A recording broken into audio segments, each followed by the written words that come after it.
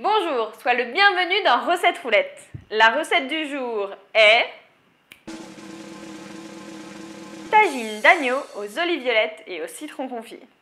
Pour 5 personnes, il nous faut 1 kg 250 de viande d'agneau découpée en morceaux, 300 g d'oignons, une gousse d'ail, 300 g d'olives violettes, un demi-citron confit ou une cuillère à soupe de purée de citron confit, 2 feuilles de laurier, 5 cm de gingembre frais et du sel. Et pour le mélange d'épices, il nous faut 2 cuillères à soupe de cumin, 2 cuillères à soupe de curcuma, une cuillère à soupe de coriandre, une cuillère à café de muscade, une cuillère à café de cannelle, une cuillère à café de gingembre, une cuillère à café de laurier si on n'a pas trouvé de feuilles, une cuillère à café de poivre noir, une demi-cuillère à café de clou de girofle, une demi-cuillère à café de piment de Cayenne et de l'huile d'olive.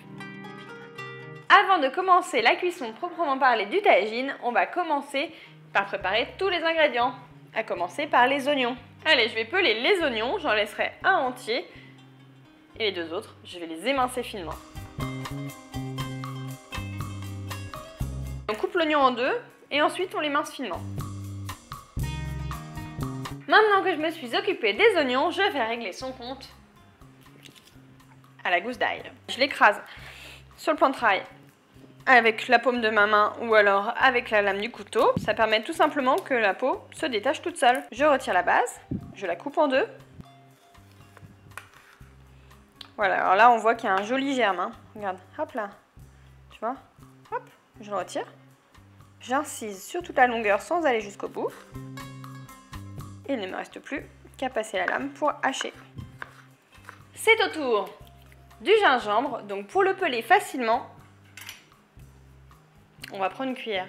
La cuillère permet simplement de peler très facilement le gingembre. Allez, on va râper le gingembre. On va maintenant s'occuper des olives qu'on va ébouillanter. Pour ça, je les plonge dans l'eau bouillante. On va les laisser dans le bain chaud pendant environ 2 minutes. En fait, ça permet tout simplement de retirer leur côté un peu trop salé. Il ne nous reste plus qu'à préparer le mélange d'épices et on pourra commencer la cuisson. Je mets le cumin, le curcuma, la coriandre, la muscade, la cannelle, le gingembre, le poivre, le clou de girofle et le piment. On va maintenant faire dorer la viande. Donc pour ça, je vais mettre de l'huile à chauffer. On va les faire dorer les uns après les autres et ensuite on mettra les oignons. Je retourne la viande pour la faire dorer de l'autre côté. Comment ne pas penser au Maroc lorsqu'on prépare un bon tagine? D'ailleurs, quelle autre spécialité voudrais-tu que je prépare? Un petit couscous? Une pastilla? Des petites choses sucrées? Allez, dis-moi tout dans les commentaires. Quand les morceaux de viande sont dorés, je les débarrasse. On va maintenant mettre les oignons émincés à la place. Et on va les laisser cuire jusqu'à ce qu'ils soient transparents. Les oignons sont transparents, je les sale légèrement. Je vais ensuite ajouter l'ail et le gingembre. J'ajoute le laurier, les épices, le citron confit, l'oignon entier et je rajoute la viande. Je mélange et je vais maintenant recouvrir la viande d'eau bouillante. Je couvre et ensuite 2 options s'offrent à moi. La première, je laisse cuire sur feu doux pendant environ 1h30 à 2 heures. Ou deuxième option, je mets au four 40 minutes à 1 heure à 180 degrés. 5 minutes avant la fin de la cuisson, on va pouvoir ajouter les olives. On va aussi en profiter pour récupérer l'oignon entier. Allez, je le réduis en purée. On obtient une jolie purée qui va nous servir à épaissir la sauce. Je l'ajoute au mélange. Bon, c'est terminé, on va pouvoir passer au dressage dans notre jolie tagine en terre cuite.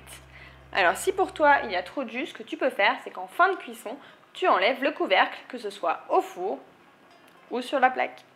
Et voilà!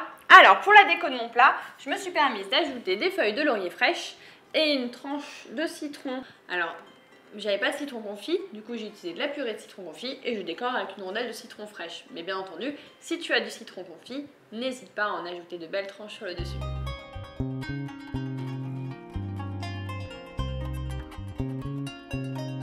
Le tagine n'attend pas.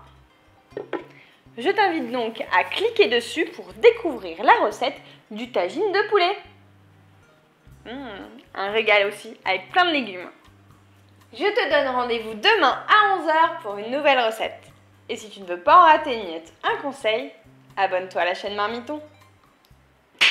J'ajoute le sel et après je fais mijoter tout doucement. Je peux même faire chauffer le four et oui c'est extraordinaire. C'est une recette qui fait chanter dans les chaumières et oui le tas et le